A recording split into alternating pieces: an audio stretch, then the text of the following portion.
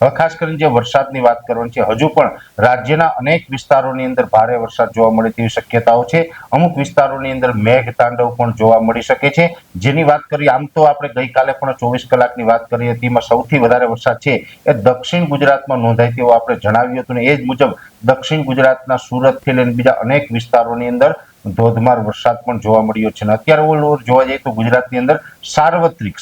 એટલે કે ગુજરાતના 65-70% ભાગોની અંદર અત્યારે સારો એવો વરસાદ પડી ચૂક્યો છે। 2-5% વિસ્તારો કે 10% વિસ્તારો બાકી હોય એને પણ 30 તારીખ સુધીમાં સારા વરસાદો પડે તેવી શક્યતાઓ છે। અત્યારે જે 24 કલાકની વાત કરવાની છે, જેમાં ખાસ કરીને આજે તારીખ છે 24 જૂન 2025 અને આવતીકાલે 25 જૂન 2025 ના રોજ રાત સુધીમાં જે વરસાદ પડવાની શક્યતાઓ છે, જેમાં ઓલ ઓવર જોવા જઈએ તો દક્ષિણ ગુજરાતમાં પણ હજુ આવનારા 24 કલાક દરમિયાન વરસાદો જોવા મળશે, પણ છેલ્લા 2 દિવસથી જે દક્ષિણ ગુજરાતની અંદર વરસાદની તીવ્રતા હતી એ તીવ્રતામાં થોડો ઘટાડો થશે। ત્યાંથી આગળના ભાગોની અંદર જોવા જઈએ તો જેવી રીતે આણંદ, નડિયાદ, ખેડા અને ખંભાત તાલુકો જે છે એની આસપાસના વિસ્તારો, એ પછી વડોદરા જેવા વિસ્તારો, એ તમામ વિસ્તારોની અંદર